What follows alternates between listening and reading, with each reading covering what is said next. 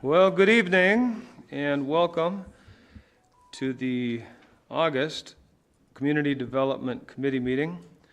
We're going to start, as we do often, introducing ourselves, and we'll start on this side of the room. Ryan Shirley, District 13. Jerry Van Zomeren, District 18. Scott Counter, District 11. I'm Dan Hansen, I represent District 12, which is parts of New Richmond. Jason Cheezit, St. Croix County Community Development Director. Heather Amos, Corporation Counsel. Ken Witt, County Administrator. Mike Wozniak, Land Use Administrator. John Hilger, Senior Planner. Brett Boudreau, Community Development, Planning and Land Information Administrator. Julie Peterson, Community Development Administrative Services Supervisor. All right, very good. We have the minutes from our last month's meeting. Does anybody have any changes or corrections or questions? Nope, seeing none, we'll let them stand as approved. Let's head into public comment, and we'll start with Mr. Brandon Perry. Step up to the microphone, please. Tell us who you are and where you live.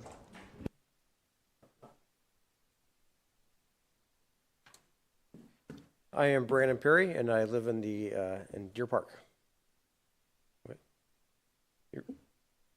Okay.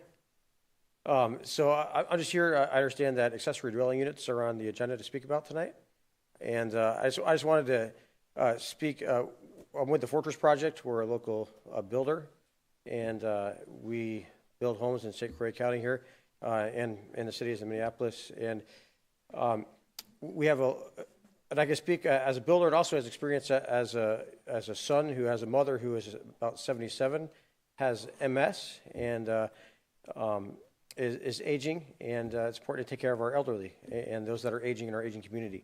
So an ADU unit is an accessory dwelling unit, and the benefit of that is, or what the definition of that is, a second dwelling on a property.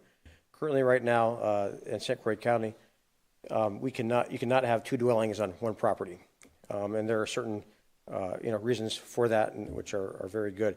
However, there's also a great benefit to a sector of our society where an accessory dwelling unit would extremely benefit for instance, our aging community. So, in my mom's instance, for instance, she has MS. She's 77. And, in order for me to help take care of her in a little bit better way, in a more affordable and fiscally, responsible way, if there is a small area on the property that maybe wasn't attached to the house, because there are certain, as you can imagine, certain living situations where if your mother-in-law or your father-in-law is living with you, it can cause, a little bit of, contention, if you will. So if you had a area on the property that would be, say, separate, very within close proximity, when my mom would fall, or when somebody's mom would fall, for instance, they're right there. They're able to be taken care of without putting them in an assisted living facility or something like that, to improve that quality of life for as long as you possibly can. Because these are our parents, right? These are our parents, our loved ones, people that we are able to pour into their lives. They're able to be a little bit closer and really have a sense of independence. Because as our aging society, independence is really important to each of us. And when we are in a position where we have to have 24-hour care or put in an assisted living facility or something, we kind of lose that sense of independence. And I think it's really important that we do a great job of taking care of our elderly. And that's from a personal standpoint, and from a builder standpoint. Right now we have 3 new home projects that we're building. One is in Scandia, Minnesota, with an accessory dwelling unit, and it's about and there's certain criteria that you can put on these accessory dwelling units that's very important and critical to protecting the county and the interests of the county and so forth. But this one, for instance, is about 900 square foot accessory dwelling unit, 1 bedroom, very nice living room, very nice space, beautiful patio doors, and maybe even a little fireplace in there that we're doing. So and it's, again, within walking proximity to the house, 50, 60 feet or so. That is going to allow these folks an independency and the ability for them to take care of their aging family members. Now, over in Minnesota, we're building, we've had lots of interest, and right now we're building 2 homes, one in Robertson and one in Hudson here. They would have loved the opportunity to have an accessory dwelling unit, but they were not able to because, the code doesn't allow that. And there are certain criteria. I met with the county zoning office to make sure that we meet this criteria.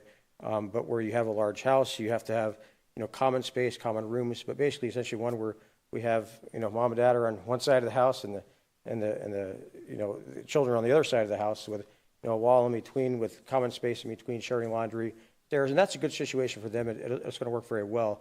However, that doesn't work for everybody. Another house we're doing in Hudson where we have the parents are living upstairs and the children are downstairs, and because the parents as they age, we want that they need to be able to easily access that at the main level there. So I think it would be a great benefit to St. Croix County here. I think it would draw a lot of people to our county, people that would be able to take advantage of that. And I think it would also be fiscally responsible of us to help people within our county be able to support their parents longer, so that they wouldn't be it wouldn't cost our county more money through having to help them in those situations as well, with medical and assisted living facilities and so forth, things like that. So, any questions for me? I don't know if there. I'm sorry, during public comment, it's not a two-way street. We just listen. I appreciate your time. Sounds great. Thank you so much for your time. I greatly appreciate it. Thank you. Next up will be April Ellis. Yep. Yep, well, that's what the little paper's for. Okay, sorry about that. Well, again, I'm back this month. It was tabled last month. There were some objections from some neighbors, and the Town of Star Prairie Development Committee approved it, but I guess the town itself did not offer a comment.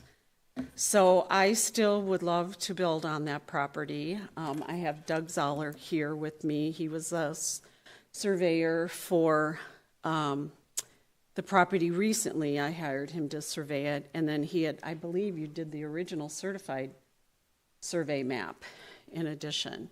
So, he has recommended and said, this is where the buildable plot is. So, I'm ready to go. I'm supposed to meet with my builder and the excavator tomorrow at the site. So I'm hoping that all is a go tonight and would very much appreciate that. I really look forward to being a Somerset resident soon and paying even more in taxes if that's any incentive. Thank you for coming, Ms. Ellis. All right, Mr. Rubin.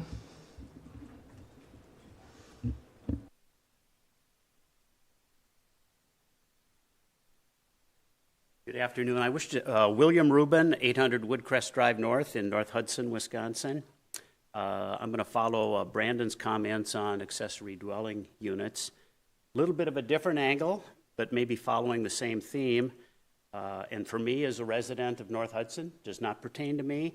A little more challenging to do on a 3/4 acre lot in the city.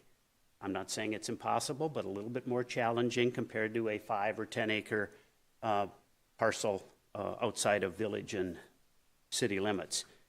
But I do understand that accessory dwelling units are a hot real estate trend these days. And this is a little bit of a contradiction. Add value saves money.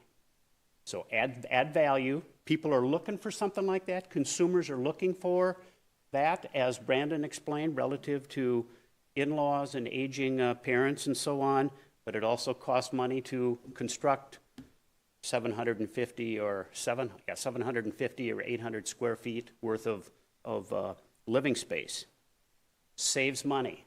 Again, my family, my brothers and sisters, we were able to avoid the extreme high cost of long-term care as our parents aged. They were able to age in place. But others, can't do that, and so the opportunity to save money by having them near is a good thing.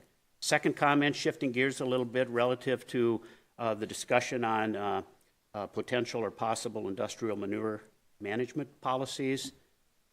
Interesting topic.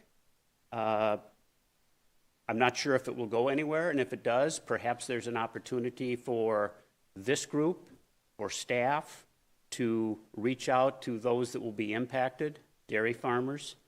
I think that there are at least a couple of dairy farms as an example of moving across and back and forth over county boundaries. Their nutrient management plan allows them to have a property up in Polk County. Now, this is, I think, what the intent of this is the import and eventual export of processed material.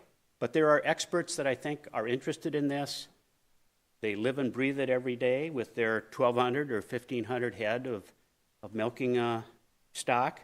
And I think that there are opportunities to engage experts at UW River Falls, given its notoriety as a top ag school and some of the soil scientists and so on that are part of that faculty. So those are my comments relative to that. I appreciate the opportunity to speak.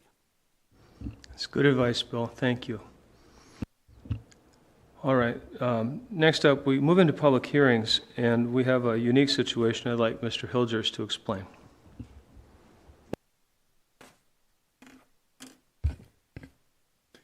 Good evening, Mr. Chair and committee members. We had a scheduled public hearing tonight for a rezoning application, which was in the town of Hammond by Pamela Jensen at 1869 Highway 12. As we get further into the explanation of the request, we talk about the rezoning occurring concurrently with the CSM review, in other words, the certified survey map. And this is kind of what was before the committee tonight, to rezone 7.3 acres from C1 to R2. As part of the plat review process, the applicant did receive some comments from DOT, which is necessitating the applicant to rethink access requirements and how that may impact the size of the parcel to be rezoned. So for purposes of tonight, the applicant has withdrawn the request. There is no need to conduct the public hearing. The applicant will reapply to reflect the adjusted amount to be rezoned, and we anticipate to have that hearing in September. So just a brief update on that. Any questions? Any questions regarding withdrawal? No. That being the case, we're going to move to the public hearing, which is labeled number 2. And by way of explanation, as I usually do, we'll be leapfrogging. Of course, it would be, I guess, moot because we'll be leapfrogging anyway. We're going to go from the Peterson, it's a public hearing on a setback in Richmond for Peterson's, and we're going to ask Mike to come up and give us a staff report.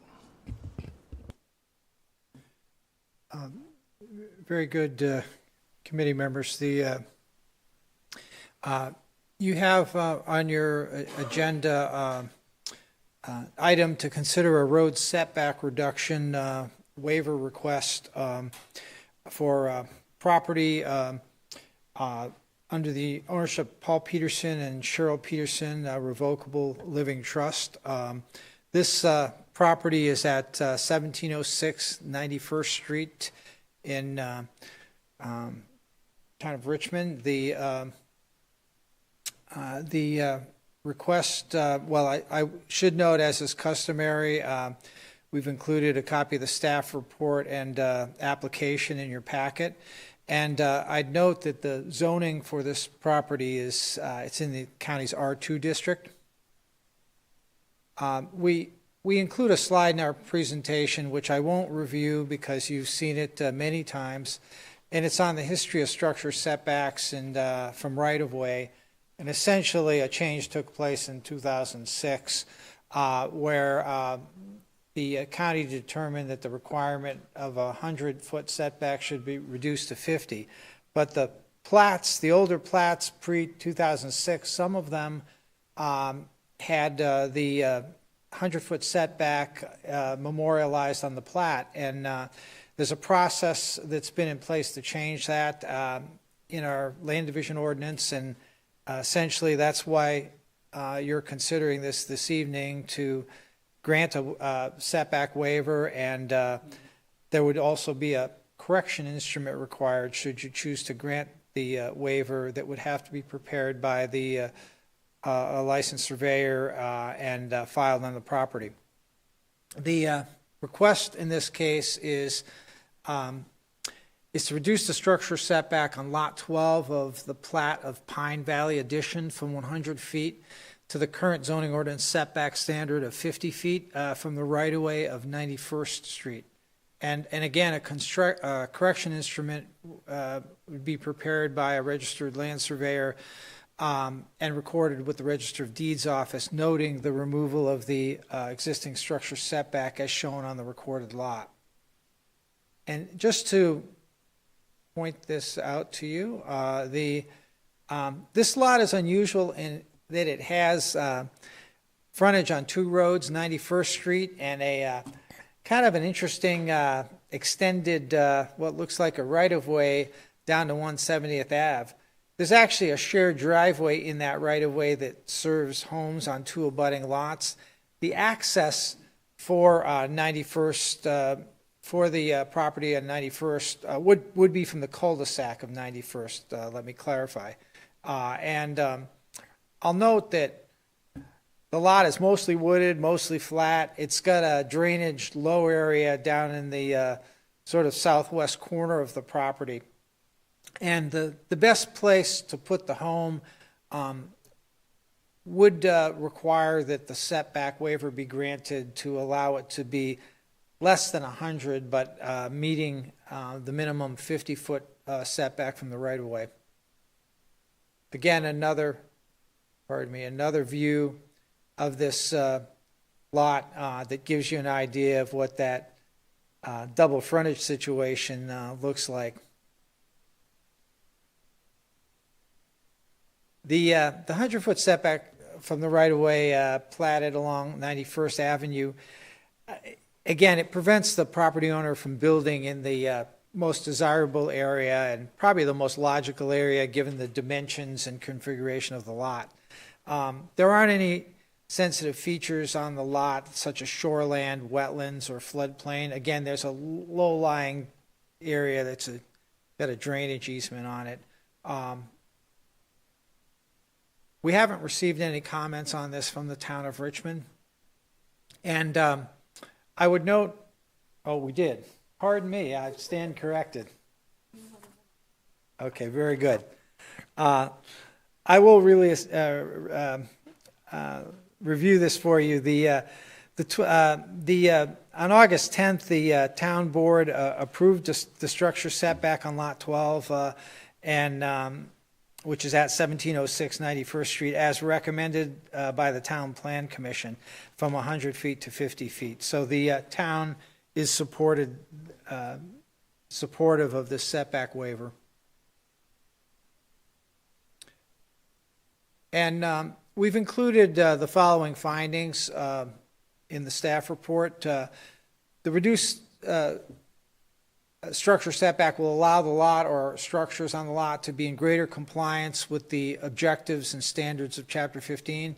And due to the location of the lot at the end of the cul-de-sac, the location of the drainage easement, and shape of the lot, existing vegetation, the reduction of the structure setback will not negatively impact the layout, design, continuity, or aesthetics of the neighborhood. And I'd note further the reduced structure setback will allow the proposed dwelling to be located in an appropriate portion of the lot from an access and a buildable area standpoint. And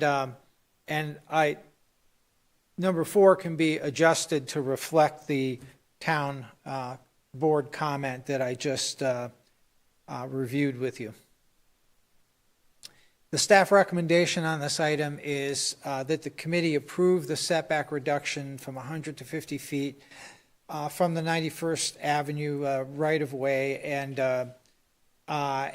based on staff findings 1 through 4, and that the one condition would be that a Wisconsin registered land surveyor must record with the Register of Deeds a correction instrument to reduce the setback as called for in our Chapter 13, our land division ordinance. And at that, I'm available to answer any questions on this if you have any, before or after hearing. All right, that being the case, we're still in the public hearing. Is there anybody in the public who'd like to speak for or against this setback? I'll ask again, is there anybody from the public who'd like to speak for or against this setback? All right, then I will suspend the public hearing and turn to the committee opening business item number 1. Does anybody have any questions? Oh, I'd entertain a motion. I'll make a motion to approve as noted. Do we have a second? Second. We have a second. Questions? Yes, sir. Well, historically, we've always approved these setbacks because of the ordinance changes in the past, and we need to stay consistent with that, so that was part of the reasoning for my second. And there was no objection from the township. The only question I had with it is, as you had noted on there, there were the this lot 12 contains the, looks like a road right-of-way going back to that. There's the other 2 lots are using currently for their driveways, and is there, was there an easement or anything set for those? No, to my knowledge, there's no, it's not a public right-of-way, and wasn't necessarily intended. It looks like at one point there may have been some notion of extending what is now a cul-de-sac through there, but there's 2 driveways, private driveways sharing that, and since it's owned by the owner of this lot we're granting the waiver for, they each have an easement for use of it to connect to their lots, but I think that's about the extent of it. So currently, it's probably more like a prescriptive easement versus a written easement? An access egress, so that they can use a portion of that for their access to their respective lots. Any other questions? Very good. Let's put her to a vote. All in favor, say aye. Aye. Aye. Any opposed? Same sign. Very good. That motion carries. Moving forward, we're going to discuss the Ellis Town of Star Prairie again. Let's take this up, Mike.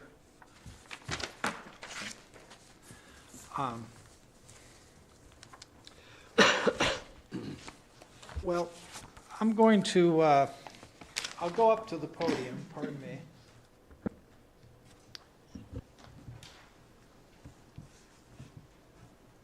We're kind of picking this up from the middle, right? How do you want to handle this? Yeah, well, what I was Full going to staff say report. is, this was presented last month, and I don't necessarily need to go through the staff report again unless you would like me to. The reason it was, the reason the item was tabled was, or postponed, was to allow the town of Star Prairie the opportunity to comment if they so chose. And as the applicant, April Ellis, had indicated, it went through their town planning commission and they were supportive of it, but the town board elected not to offer comment, and so the email comment or email response I received from the town clerk indicated essentially no comment on it from the town. And staff position on the waiver, and again, this is, just for clarification, this is, involves property in the town of Star Prairie, and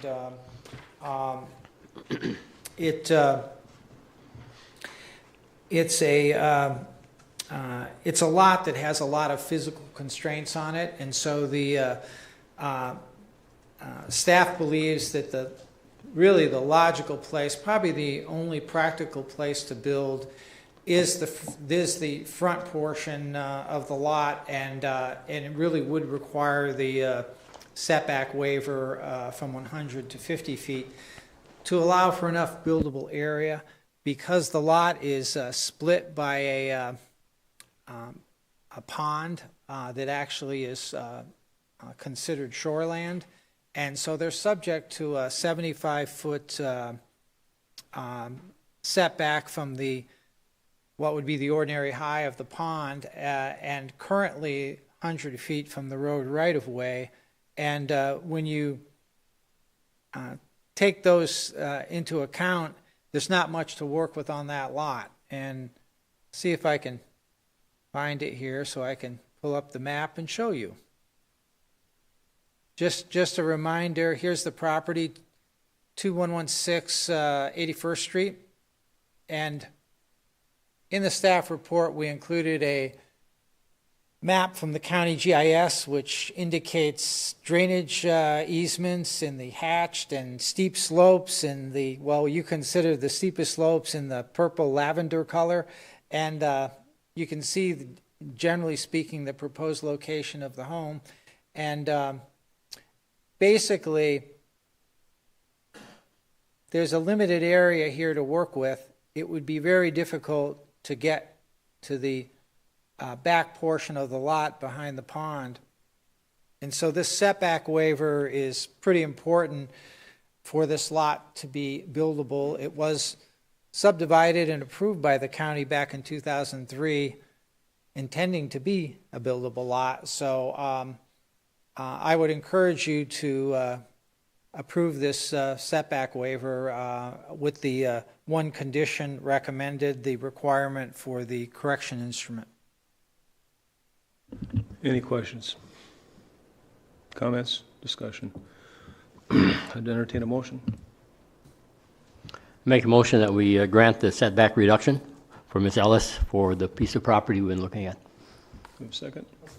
A motion and a second. Let's put it to a vote. All in favor, say aye. Aye. Aye. All opposed, say sign. Passes unanimously. Thank you very much. Thank you, Mike. Moving on. Presentation to discuss possible zoning ordinance amendment regarding accessory dwelling units.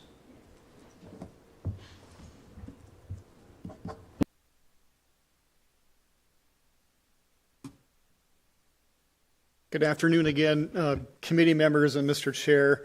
At the last meeting, at the request of the committee, it was directed to staff to bring back some information on accessory dwelling units.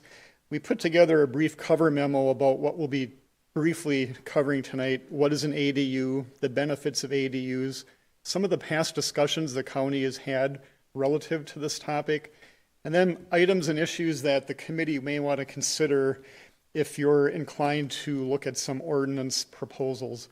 We also included some links to the American Planning Association and the American Association of Retired Persons. They have some really good information on those links we provided in your packet.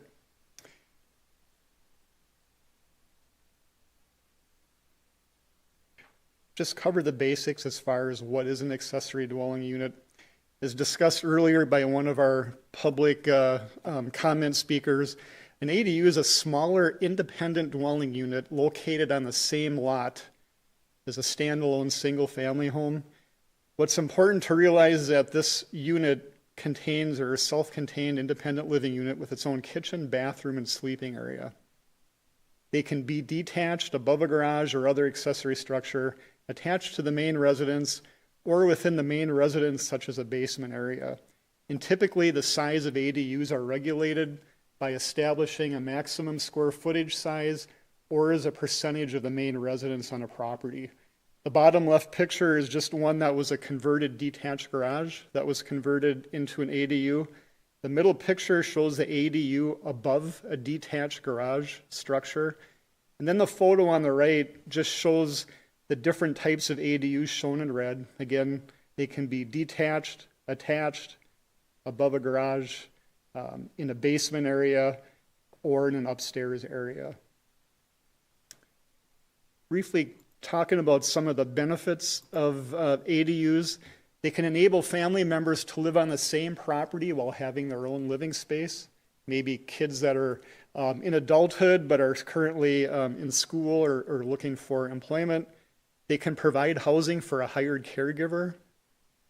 For homeowners looking to downsize, an ADU can be more appealing than moving into an apartment, or if older, moving into an age-restricted community. They can also provide rental income to homeowners and an affordable way for renters to live in single-family areas. And then, which is the case in many places, they can provide needed housing inventory in areas where there is a lack of rental opportunity. The discussion of ADUs is not new to St. Croix County. Back in 2017 to 2019, the county undertook a 2-year comp zoning revision process. Very early on in the process, we met with some of our stakeholders, invited people to open houses to discuss some of the things that the county should look at. And we did have some limited response from people interested in maybe talking about ADUs. So as part of our process, we did incorporate some draft standards that addressed occupancy, height and setbacks, design, parking issues.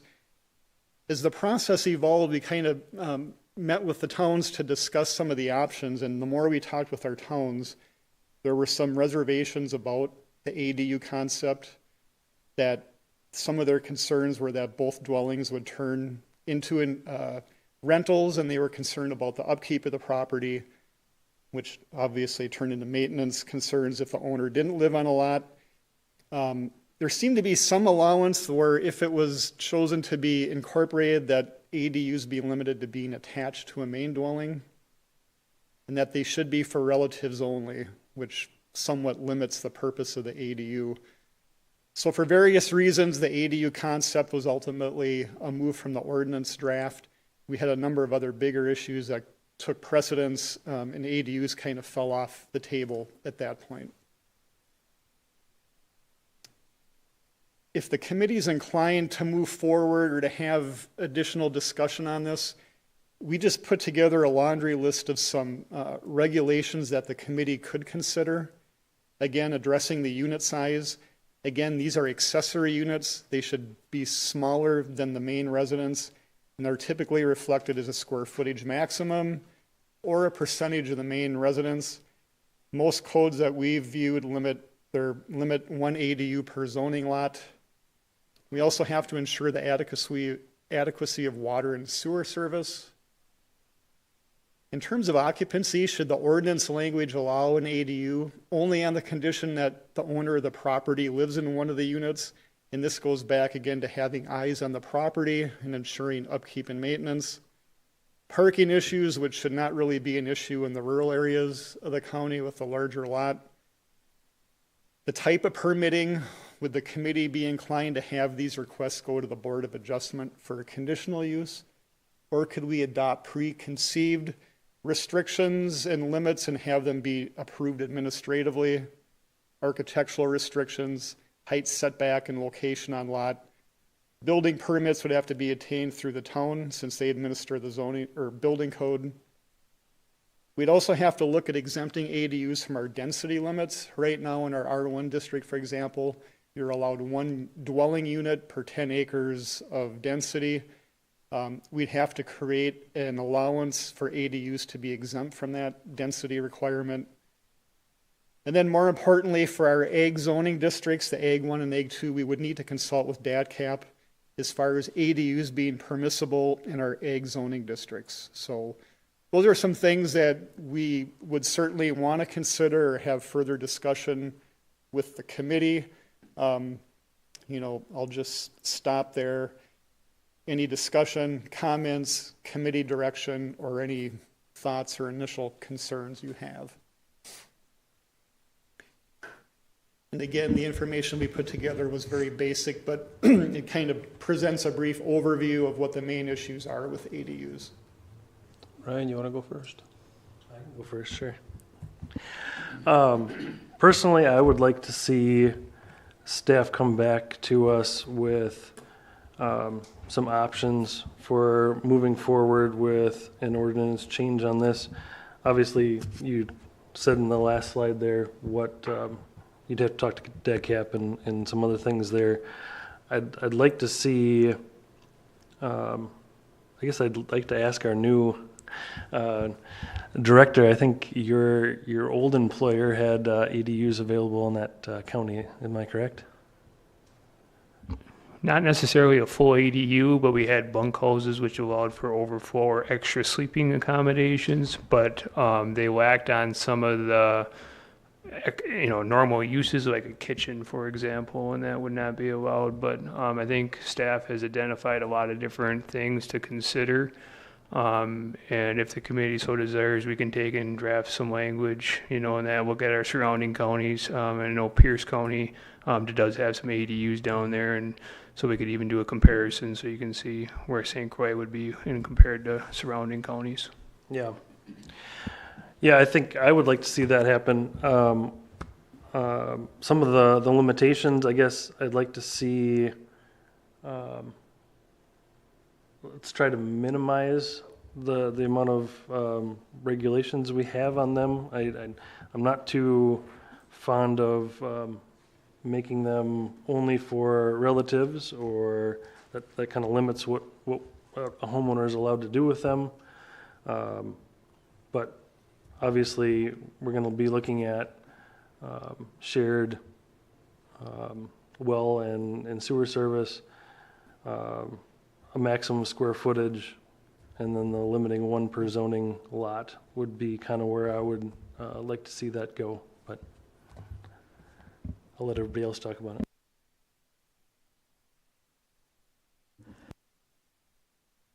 I concur with what Mr. Shirley said. One of my main concerns is the adequacy of water and sewer service.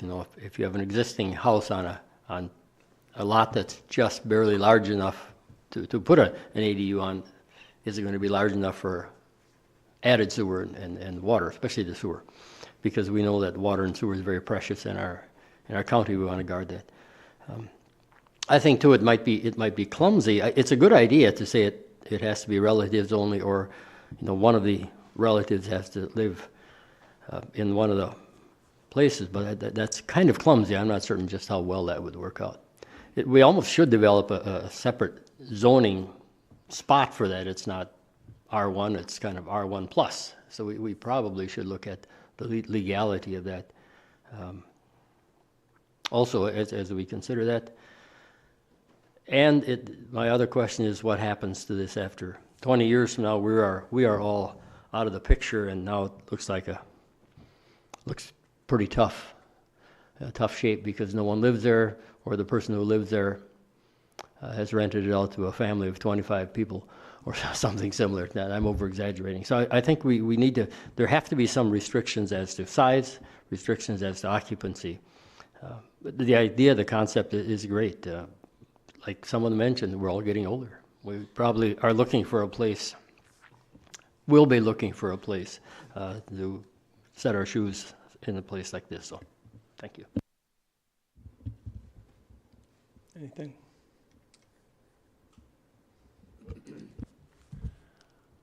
I'm intrigued with it. I think that it's something that we should look into. I'm kind of reserved as to what rules and regulations at this time till we get some ideas back from staff. I would want to see first. Right, we need guardrails.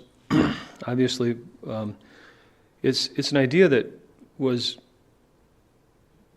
has merit. By golly, it has a lot of merit. When it was brought out to the townships, when we do zoning,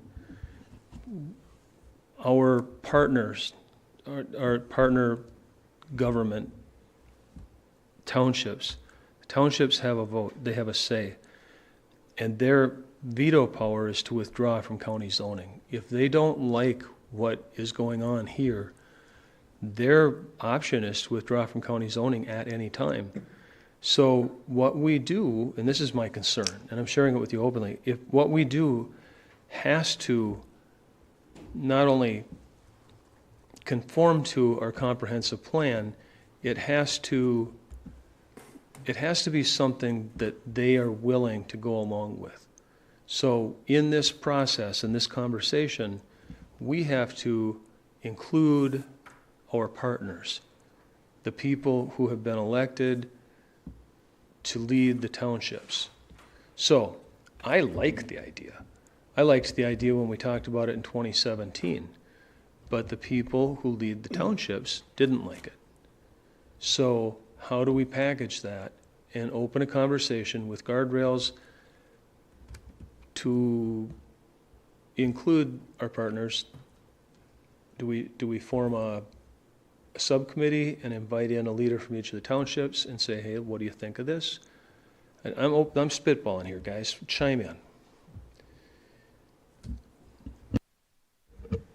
I think first we need to let the staff come up with some criteria and things so we have something to represent what we're trying to do. And once we get to that point, maybe going out and visiting individually with the towns and get their, go to their meetings and do a presentation.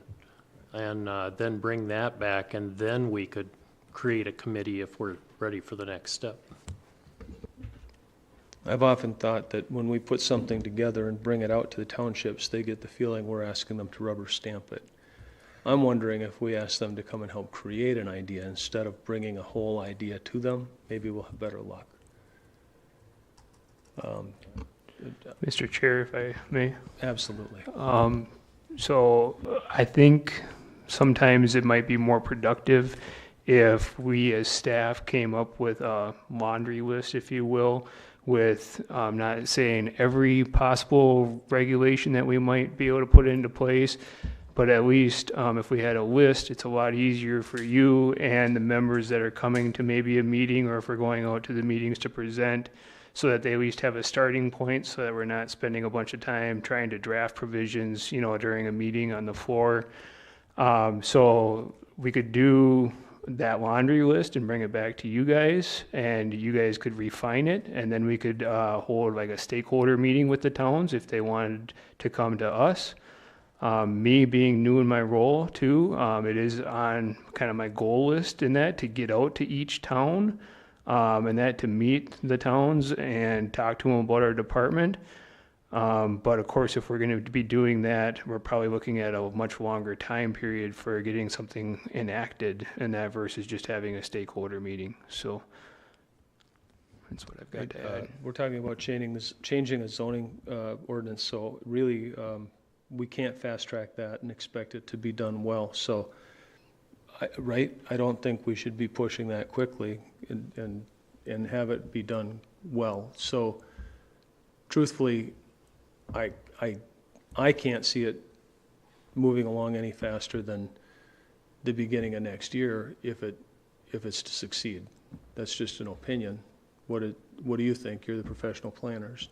Yeah, I mean, it would clearly be our intent to communicate and meet with the towns. I think the question would be, I think we almost need to have a meeting or two more with the committee as we get more information and pull additional data together to kind of hone in on what we're thinking, and then get something out to the towns.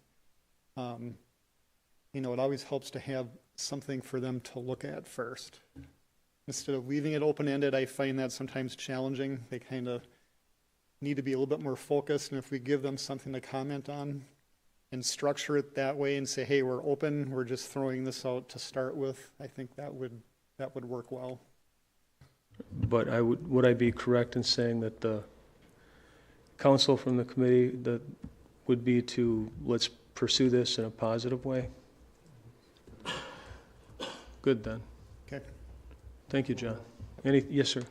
Just one more quick comment. I guess moving forward, I think under your type of permitting, I would rather see this as an administrative approval rather than either a new zoning piece or conditional use. I mean, the ease that we can do for the homeowner or the builder, the better, in my opinion, rather than having an extra step. It's just going to clog up staff time for rezoning, or it's going to clog up time for us approving all these as well. So just another thought.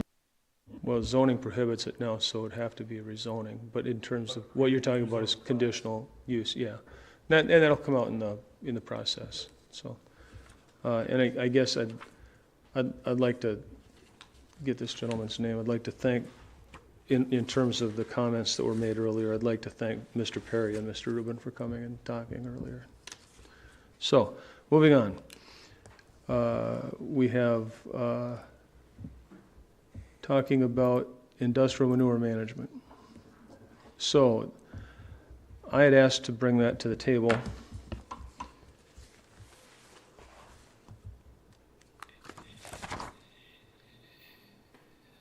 Oh, where are we? Am I correct? Let's see. Right, okay. And the idea here is that it's just the beginning of an idea. What I wanted to ask the committee, if you'd support the idea of asking staff to look into, in Chapter 11, we have manure management discussed and storage, and I would like to add a section whereby we control the quantity of manure that's brought into the county for industrial purposes. There had been talk of bringing hundreds of trucks of manure into the county per day for processing. And it would stay in the county. And I would like to create an ordinance to control how much manure can be brought into the county and for what purposes. And I'd like to give our staff the opportunity to look into that. And I like the idea of talking to a university, perhaps River Falls or Platteville, who are water experts, talk to Extension, and talk to our own water resources experts. But I'm wondering if the committee would be willing to back up the idea of putting some time into this and coming forward with a suggestion of adding to Chapter 11 manure management and putting together a section of the ordinance for what I'm considering a not fully zero net manure, but keeping it close to using the manure that's produced in the county. If a farmer needs to bring in manure from another county, certainly nobody's going to stop them from bringing in 10 loads of turkey manure for their field. But we're talking about hundreds a day in industrial use. That's what we're talking about. How do you feel about that?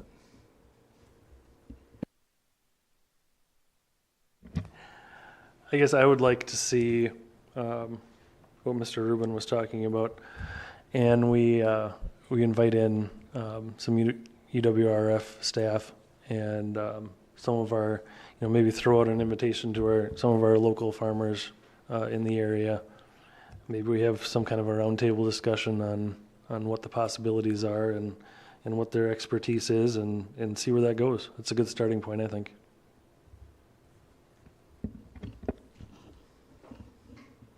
Yeah, I think too that we should consider it. We shouldn't just let it open-ended because we don't want to be overloaded with manure. The idea of handling the manure from the farmers within the county is good. It's just I don't know if we should consider doing that. I also know that we can't. I don't think we should limit if someone wants to haul turkey manure in to put on their own fields, because that's very excellent fertilizer. I don't think we should do that. But I think as far as for hauling into the county for processing, that's the one that we ought to check on carefully.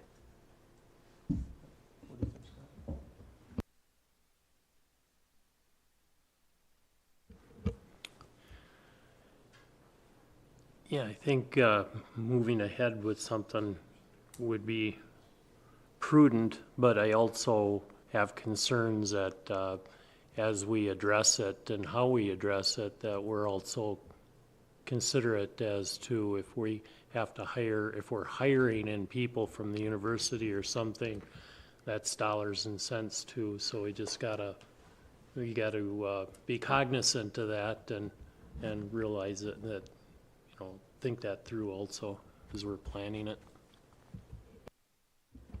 Mr. Chair, if I can add, this is just a late development as of this afternoon, but we did hear that St. Croix County is not the only one considering a change to the animal storage waste provisions of their ordinance. Pierce County is also looking at something very similar, so it might be something that we can bounce ideas back and forth. All right, very good, thank you. So the committee, polling committee, yes, would like to go forward and talk to our staff and Mr. Rubin's excellent suggestion. Would check with. I would also like to check with the water resources specialists, UW. Okay. And right, we want to check with a wide spectrum of experts if we need to make sure we get this right. So, thank you. Will do. Alrighty, moving forward. Thank you, committee. We're going to talk about the comp plan. This is exciting. And who's up?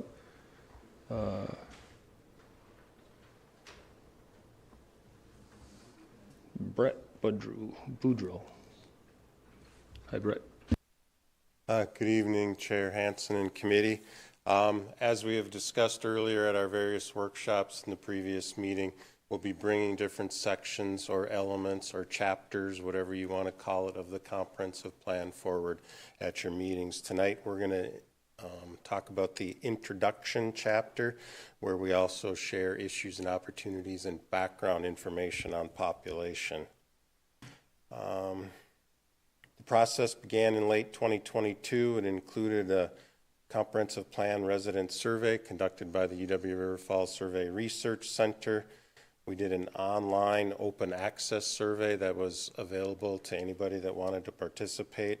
The UW River Falls survey was sent to residents, and we received back a certain number that makes it a statistically valid survey.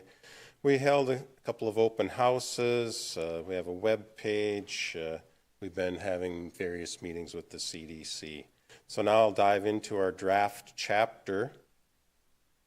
You can see here the table of contents for this draft chapter. We talk about the plan purpose, the issues and opportunities that I described, the process, our background setting, history, population.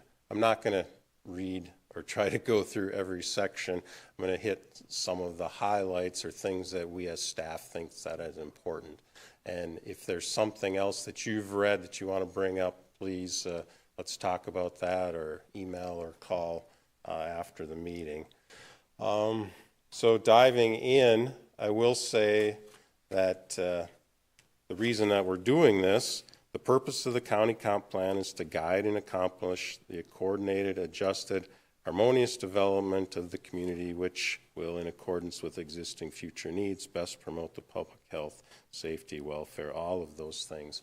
Provides an inventory of our assets going forward. And then one thing that's not stated here, if the county or municipality has land use regulations, i.e. zoning, land division ordinance, we're supposed to have a comprehensive plan that is consistent with that. So that's really also one of the important driving reasons. Couple of items that we'll talk about further that's in this first paragraph. Since 1960, the county has seen fairly constant natural increase, and we've seen a large amount of in-migration of population.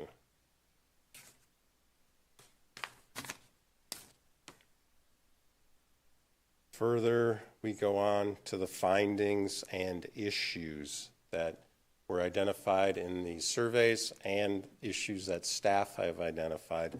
And I want to focus on, let me grab my,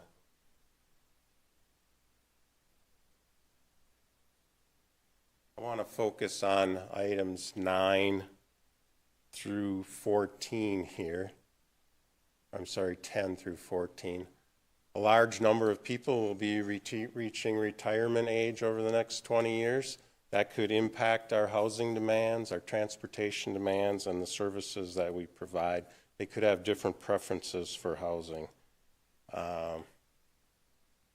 Number 11, the county's going to continue to experience population growth in housing and employment, and that will drive our land use needs and impact agricultural, natural resources, and everything else like that. Our growth and development in unincorporated areas of the county has resulted in a loss of prime agricultural land and has resulted in more households that are distant from essential services, typically found in villages and cities. So it's going to be impacting our public sewers, our health, our schools, parks, resulting in additional traffic and vehicle miles. We're already noticing increased road costs for towns. When I've attended quarterly township meetings of the Towns Association, one of the highest priorities is funding for roads. The scattered development in our rural subdivisions has resulted in disjointed and inefficient land use, could be jeopardizing the rural character of the county and the agricultural character. And then also, one of the things that we've been working on as staff here for quite a few years and was indicated by the previous agenda item is the private wells showing up with nitrates and other pollutants in our ground and surface water. So those are some of the highlights of the findings and issues, and we'll be exploring those and talking about those more further in the land use and natural resource elements as well. So I want, hopefully you'll be looking at these findings and issues. If there's something that we don't have listed there, or if something you don't think is important, please let us know. This is a draft document. And then following items are results from the UW River Falls survey, generally describing how our citizens view their lifestyle here in the county. They believe they have a high quality of life. 45% or so think that 43% feel that the quality of life may worsen. They feel that maybe there's been too much population growth. So those are some of the findings.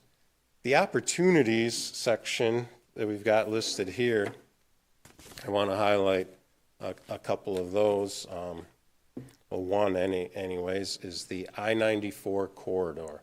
The I-94 corridor really presents a unique opportunity to St. Croix County. Let's look right here. The county's portion of I-94 is the second most heavily traveled segment of interstate in Wisconsin. So looking at how to leverage that for economic development along those communities, and those communities are all facing issues with their sewer and water services. This was explored 20 years ago at the county and townships. It was something that came out in our work groups. Perhaps the county needs to work with those towns and villages to collaborate on some sort of long-term corridor plan. Moving on, each of the elements as well, element issues and opportunities affect the county communities are also stated with goals, objectives, policies in each chapter. So we'll be reviewing different issues and topics of concern as we go through each of the various chapters. The planning process is highlighted, the plan organization, goals, objectives, and policies for each of the elements and areas. We talk about public participation. The county board had to adopt a public participation plan, so we're following that with our survey and our outreach efforts. We will be having further public participation events, thinking about taking the plan out to towns. The item that was ADUs could be a possible item to incorporate into that. We discussed the background setting. All of these things are items that are listed in statutes that we should address in our plan. Talk about the background setting of the county, the topography, number of towns, showing St. Croix County in relation to the metropolitan area in Minnesota, which is a real driver of our growth. Many of our people go to work there. So we are definitely intertwined with the Twin Cities area. We discussed the history and our vision statement, which is adopted from the 2012 plan. We haven't had much discussion about the vision statement. I think we believe it's still applicable today, so we haven't made or suggested any changes to that. I would encourage you to read that, and if there are any comments or changes, bring that forward. Moving into the population projections or population statistics that we have received from the 2020 census and beyond. Again, we're required to analyze population size, growth, density, the characteristics, trends. All of these are important components to our growth and development and are important indicators of change that we're looking to recognize in our plan. Got a graph here showing our population growth from 1950 to 2040. The yellow bars are expected population growth projections that we get from the state of Wisconsin. They provide official projections. And then this line here shows the percentage growth, so that you see from 1950 to 1980 our growth was moving up. We went down from 80 to 90, shot back up to a very high percentage of 34% growth between 2000 and 2010. 2010 to 2020, we dropped down to a low percentage of growth, and our projections have us up to 119,000 people by 2040. So that's about a 25,000 population increase for the county in the next 20-some years. I would highlight one item as far as these projection goes. In 2020 census, we had 93,536 people. We were projected to have 96,985 people. So we didn't meet our population projections for 2020.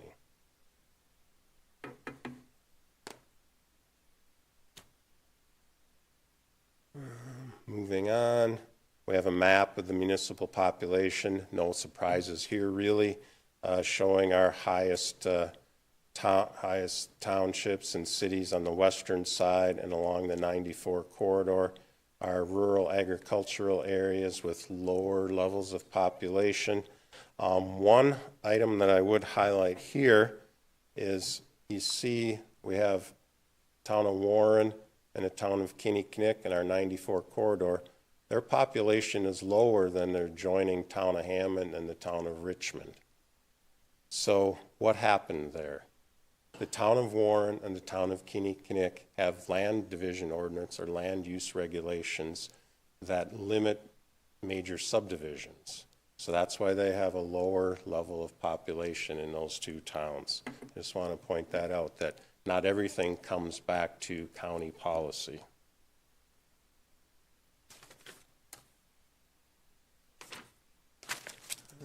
Moving on. So the map, and here's a table describing all the population numbers, percent changes.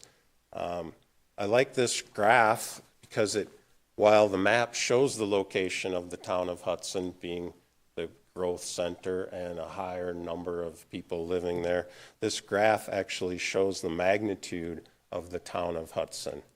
And the second one is the town of Troy over here, but Hudson is over 8,000 people in the town of Hudson. So that's, again, the town of Hudson, not the city, just the township. Moving on to cities and villages, we also show the magnitude of the city of Hudson and the city of Richmond, dwarfing the next highest one in the village of Baldwin. Moving on, one of the things we were looking at or analyzing was density of population. So we made this density map. This is the people per square mile in the towns, villages, and cities. Again, you can see the impact of I-94 the 64 corridor bridge, and then our rural agricultural areas and agricultural zoning.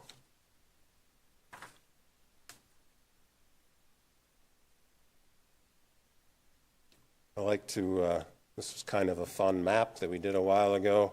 It shows the 2010 to 2020% population change in the colors. The highest population percent change was in Richmond and Hammond. They grew quite a bit during that 10-year period. And the little dots here represent the center of population of St. Croix County. And again, no surprise, you can see that in 1940, the center of population was in the town of Hammond, and I believe the village of Hammond's slogan is the heart of St. Croix County. And you can see how the population center has changed to the west as we've grown on the west side.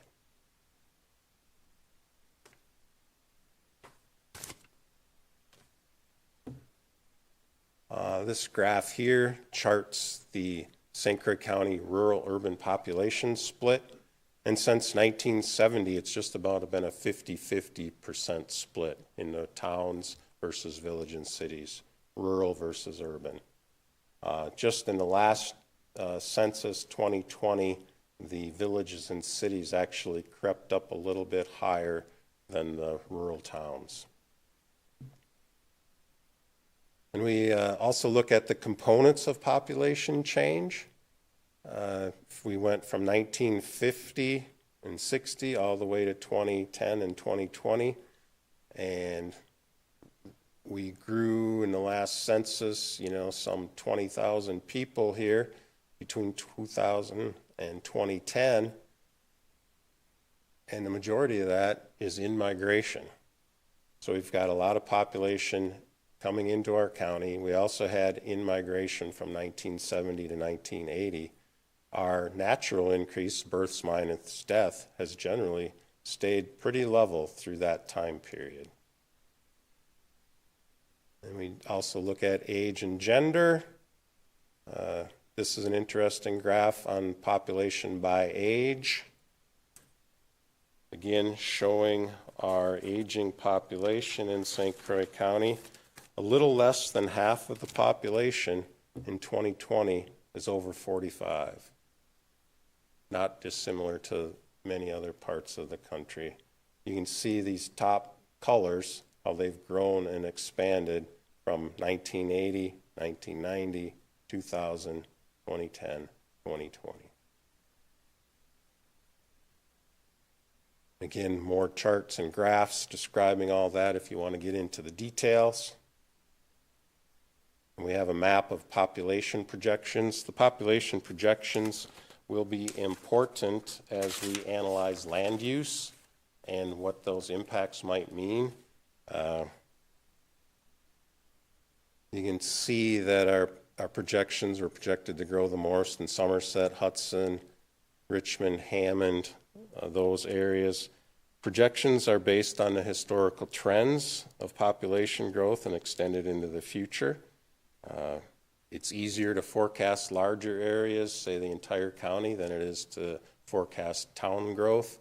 Changes in land use policy, changes in the economy can all affect those things.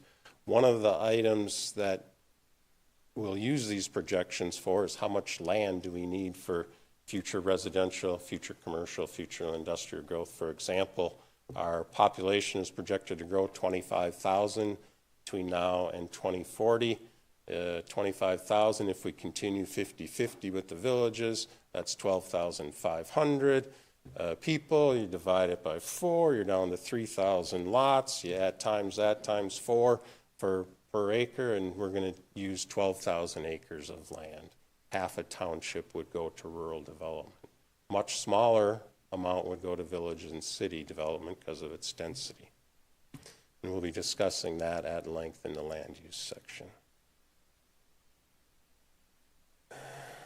And we also do a county comparison with adjacent counties, showing our blue for St. Croix County. Green is Washington County, Minnesota, our neighbor to the west, and then our Wisconsin neighbors here.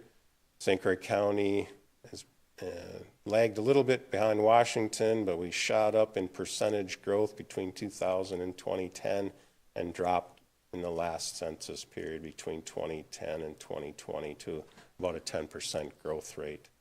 An interesting thing about percent growth rates, Washington County was higher than us at 15, but they also had a much larger population to start with and grew 35%. One of the anecdotes I like to add when discussing percent populations is Dane County grew just about as much as our entire county population, but had a lower percentage. I don't know, yeah, right. Yeah. So education levels, another thing that we look at, we have a large number of educated people here in St. Croix County, been growing as far as bachelor's degrees and associate's degrees. That's been going up. It's important for post-secondary job placement, workforce development, and issues like that. We also look at employment industries. We've got graphs on educational here's our St. Croix County census industry for 2000, 2010, and 2020. Our greatest industries are education, manufacturing, and retail. Some 50% of our employment is in those categories.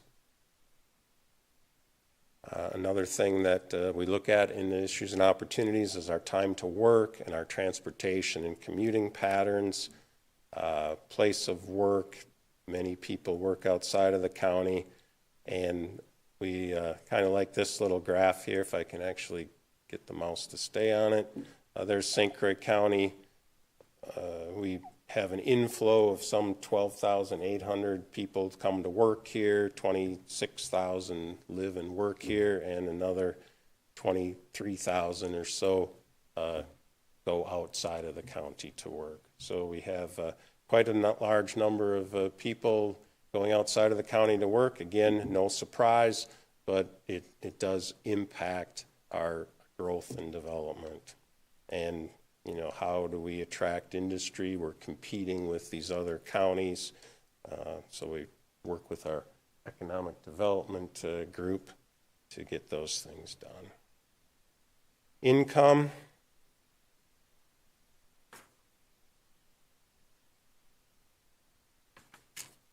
Take a look at the income and you can see these top three categories right here back in 1999.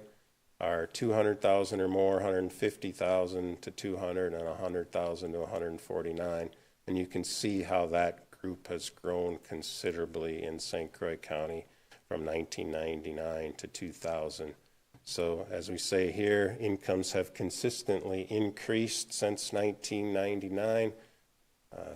The one caveat there is I did a little inflation calculator. $100,000 in 1999 is $175,000 today. We also then analyze race. Not a whole lot to say here. We're predominantly white by the 2020 census.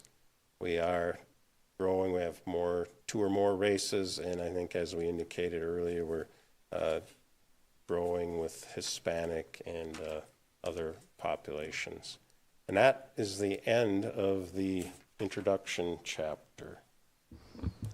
And we hope to be bringing you the land use section next month in September with some of the information that we talked about at the workshops. And if you have any questions or comments, please call me, email, or John or Nicole, and let us know what you might like to add or subtract or at the next meeting. Any questions? Could I make one suggestion tonight? Yeah. In the opening page, the very first page, which is 130, let me bring it up here. Oops. 96. The picture that you have, can we pick some more current pictures of the picture we have there that John Deere Combine was built prior, either 1970 or prior to 1970. Okay. So for someone who is moving into the county from a rural background, they know that we're right on the cutting edge of 1970. Okay. It may be a little thing, but it might make a difference to somebody, so. Well, it's so bucolic with just a nice small combine, you know? It is. We can get a much bigger one and a much bigger picture too. Okay, good. Thank you. Go take a picture of Jerry's shed and put it on there, see what he thinks. All right, moving on. Discussion of road setbacks, reduction ordinance, and this will be John leading us.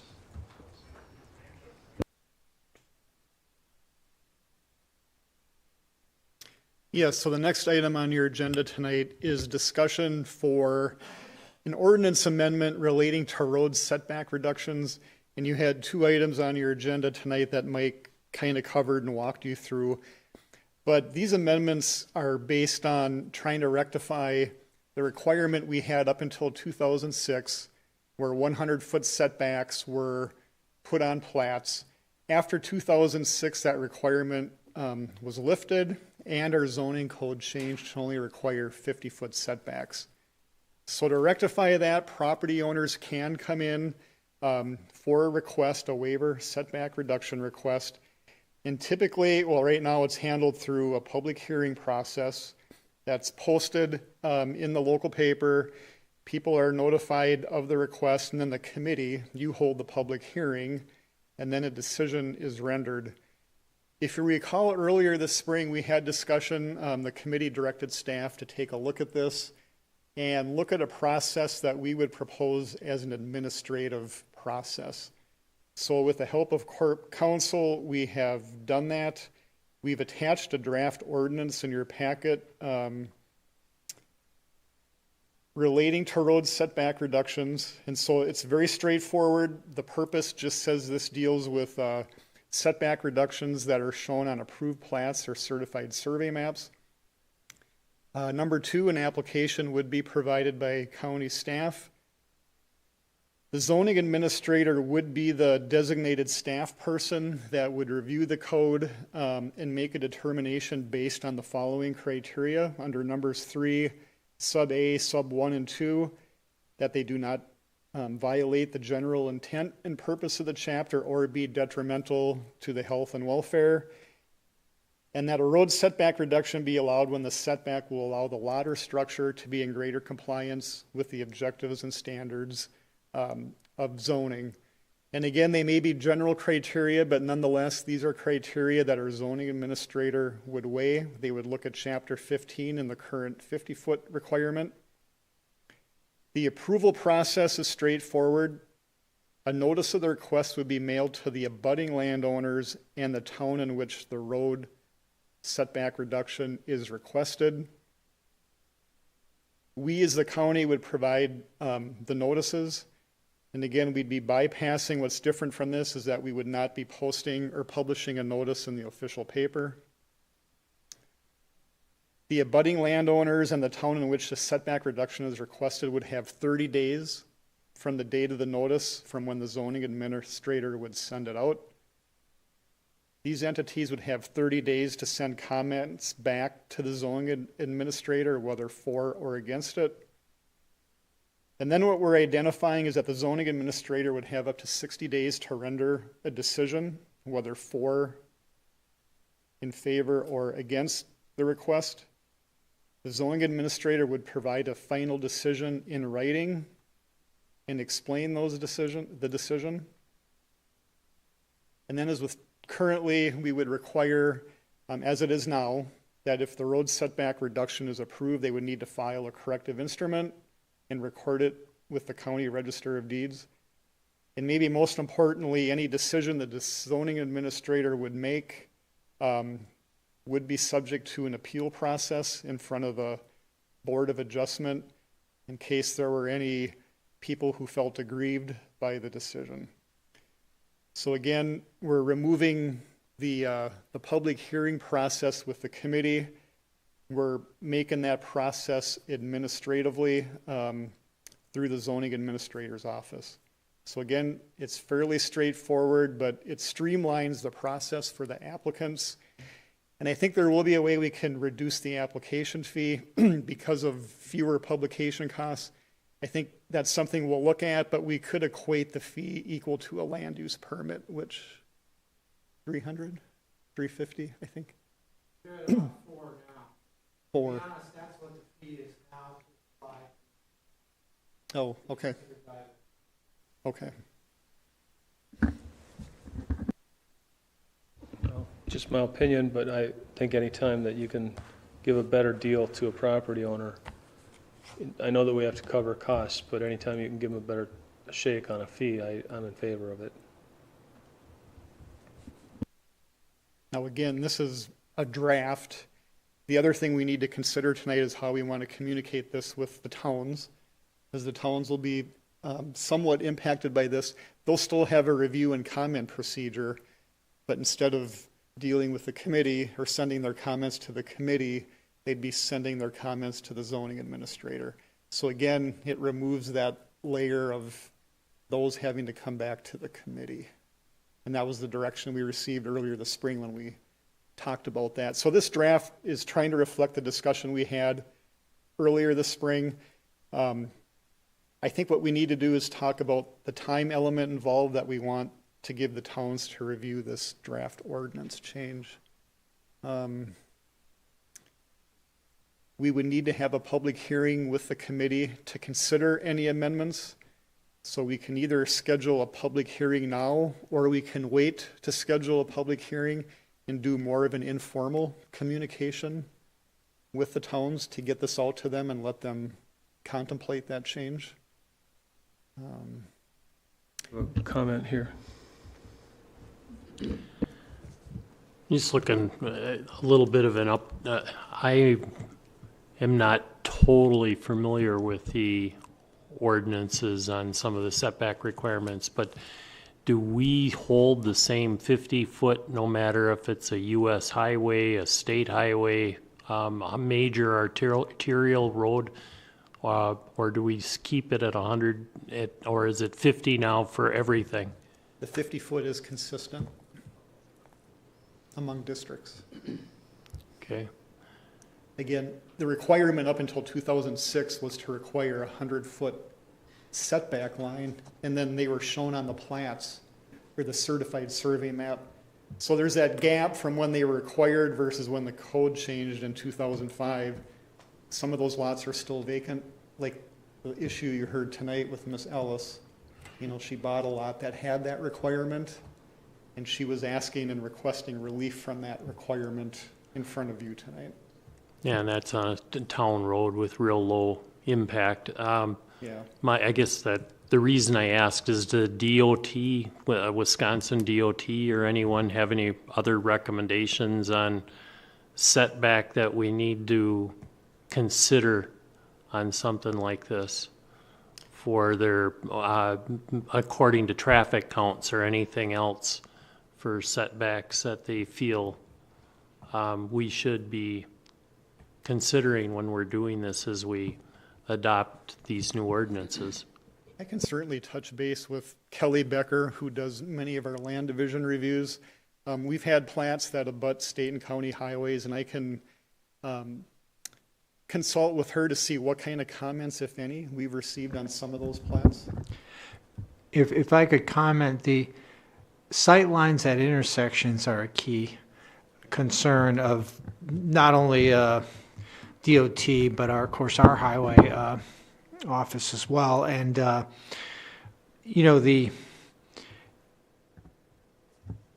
restricting access, some of the highways of course have restricted access. That's another tool.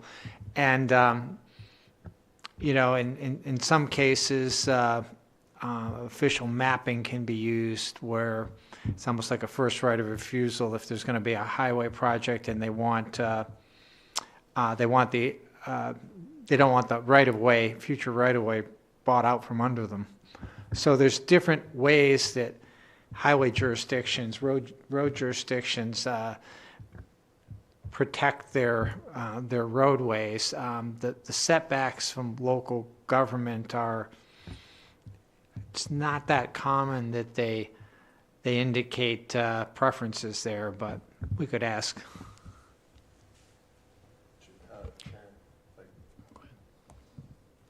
If I recall correctly, the reason it was lowered in 2006 was because state highways required a 50-foot setback, and we thought, how can we require a 100-foot setback from a town road? What do you recommend, John, in terms of rolling it out, the townships? And the timing on this seems like we asked for this, 3 months ago? I think we'd be happy to, looking at the committee, does anybody disagree with this statement? I think we'd be happy to do it sooner than later. So I'm not sure the level of detail that the towns would review this, but given their meeting cycles, respective towns' plan commissions meet once, and then their town boards meet once. So I think for us to schedule a hearing in September, we'd be hard pressed. I would feel more comfortable giving ourselves 60 days, schedule a hearing for October. I think that would give towns adequate time to review and comment and give us any feedback, so it would meet their cycle of meetings if they chose to comment on the changes. That would be my recommendation. then we'll take your recommendation. Do we need a vote now?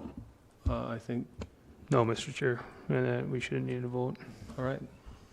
Then you have our guidance. Thank you. Thank you. Excellent job. I've been waiting all night for this next thing.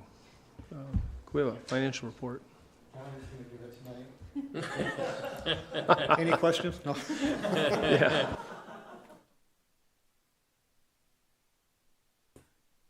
Everyone's a comedian. All right, a couple of things to highlight, to watch for in this budget report. One is when we look at the Register of Deeds through July, their fees, so they're at 480,000. We'd predicted $1 million for the year, so they're going to be falling short of that. So whatever discipline you need to do with the Register of Deeds for not hitting that goal. And then the next one I would take a look at is parks. So we look at the parks fees and rents. So we're at 254,000 through July.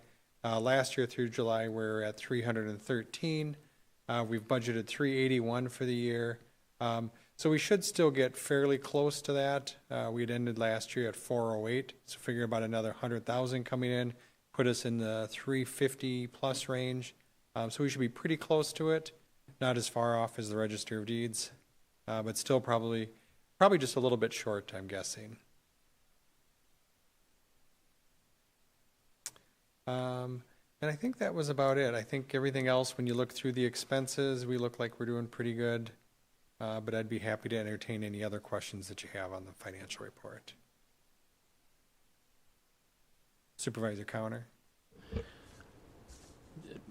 This doesn't directly have to do with the financial report, but have you heard anything back on response from the state on the shared revenue percent from changing it to equalize closer than where we were?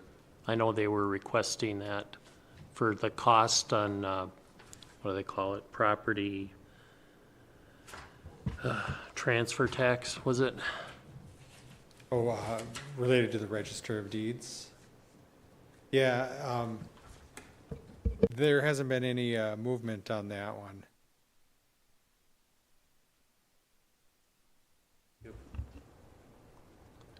All right, we have a new line item here, Community Development Department update. Take it away. Mr. Chair, would you like me to go up there, or you want me to do it from here? Okay. First of all, I'd like to start off by, only being here almost going on 2 weeks now. The onboarding process with everybody from DOA and HR has been great. Everybody's been really supportive. And I think I really have been taken back or shocked about the amount of talent that you have in the community development department. You've got really good staff, very high level quality work coming out of that department. So I think that's something to be very proud of, and I'd like to congratulate our staff for all their hard work. So it's very impressive, to say the least. So second, I'd like to take and just talk about 3 grants briefly. You guys have seen these grants come before you in the past, and that a lot of them have to do with our AIS program and our farmer producer-led conservation work. And so we did apply for 2 new grants, one for the AIS, or Aquatic Invasive Species, which was $10,734. We also applied, we were awarded a grant for 2023 for the dry run watershed for conservation practices. That was $10,000. We applied now for 2024 for the same watershed for an extra $20,000 because the demand was there, and we've got enough producers wanting to take and do those conservation efforts that we thought that was well worth it. Brett and his team, and that with GIS, also we were able to apply for another $15,000 grant for our NG 911 system. And that system is kind of like a double check, if you will, for our staff to take and double check our street center lines, our addressing points, and that to make sure they're compliant. Just with how we've got them imported into the NG 911 database, not saying that if they're non-compliant that we're going to go out and change all those addresses. More than likely, it might be a typo on our end. It might even be something so simple as punctuation and that, just to make sure that it complies with their requirements. Yesterday afternoon, into the evening, I participated at the Town of Warren Town Hall. There was a nitrate screening that was done there, and this was the first one that I've ever participated in. There was roughly 60 people that came in to have their water tested. When I say 60 though, and that many people brought in 2 tests, like before their filters and after their filters. So there was quite a bit of testing being done, and overall, and that the program was very well supported by everybody that came.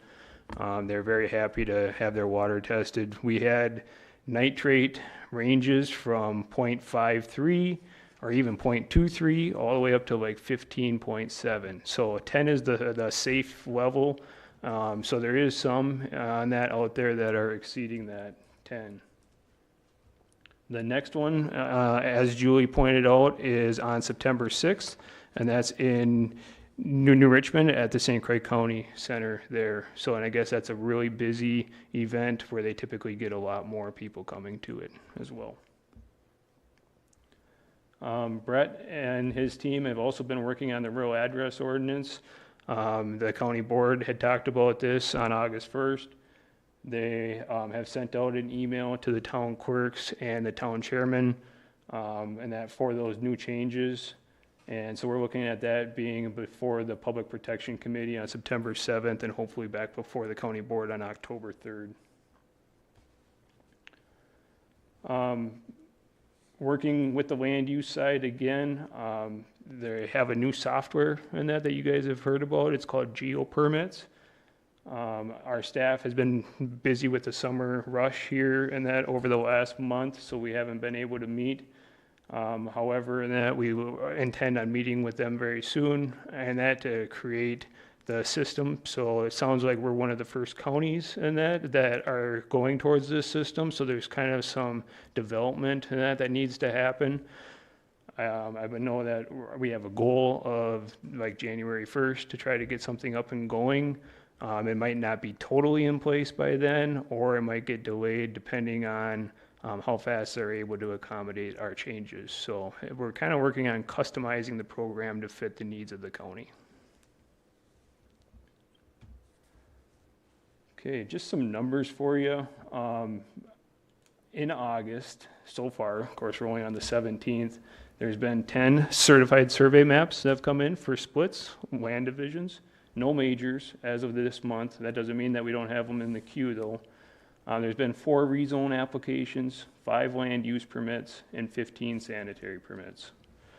So we've currently got 1 open position in the department. It is the land use planner, and that was Reed's position. And so we're working on filling that. We might have a lead from our eligibility list from when we hired Reed, or that may have to go out and be published again. One of the projects that you guys might hear about is in the park side, the Troy Beach steps from last spring. The water got really high, did a bunch of flooding, washed away basically the background or the base underneath the bottom few steps. Those steps are put in 2017. But they definitely need to be reset. We're not going to take and completely replace the steps, but the way that they interlock, there's kind of like some round cookies on the back side of the steps that go up into the other ones. Basically, they have to tear out all the steps, top to bottom, and then relay them all the way up. To prevent that from happening again, and that our park staff has come up with the idea of trying to put a bunch of rock on each side and that to kind of act as like riprap to prevent that material from being washed out from underneath the steps. And a small item in that is that there is a leak in the Glen Hills maintenance shop roof, so we're just trying to work on that as well. And as Brett pointed out tonight, and that comp plan update, that's a lot of work. And so they're making good progress on that, and the goal is to have that wrapped up early next spring and that, so. Any questions for me? Yeah, Mr. Conan. Make sure you don't turn it into an agenda item. No, just a question. Okay. If you're working on the St. Croix Beach project, do you have to deal with Army Corps and DNR and everybody? And then it's historic or the U.S. whatever. We do. Corridor. Yep, we do not. Because it's above the ordinary high water mark, it is through the zoning side, but we do have to comply with floodplain. So our Parks Department is going to be pulling a permit through our Land Use Department, and that for that work, so that we're complying with our own laws.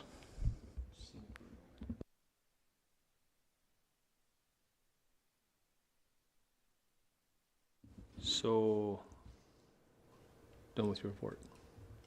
Yes. Good. Announcements and correspondence.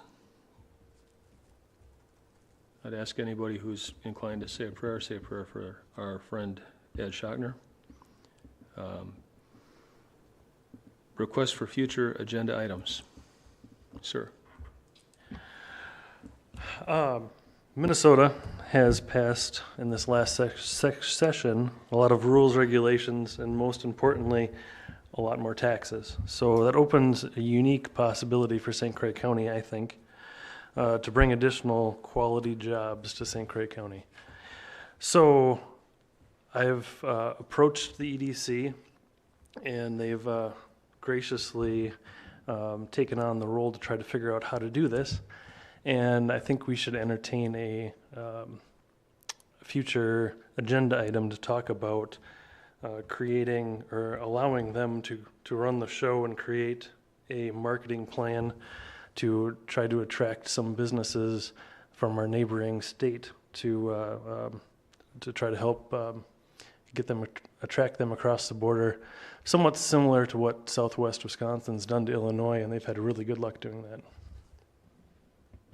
Other agenda items. I have two things. First of all, we've talked about changing the 15 events per year in our zoning. 15 events. That things like we've talked about the last couple of months. And we talked about it, but we've never done anything about it. And we should probably talk about reducing that or at least reassessing that number. 15 events per year. For the Ag 2. That's dedicated. Yep. Well, that's state. State dictates Is that state? Okay, I thought it was ours. Right? Isn't that the state law? I think you're referring to the egg entertainment Right. section of the code, correct? Egg entertainment? Yes, excuse me. So I can clarify that. So We do allow ag entertainment, but the county does have flexibility in how we permit those. So right now, if you're zoned ag 2, you can have up to 15 events per year without a conditional use permit. You can get a land use permit to address parking and things like that. If you're over 15 events, it then goes to our Board of Adjustment for a conditional use permit.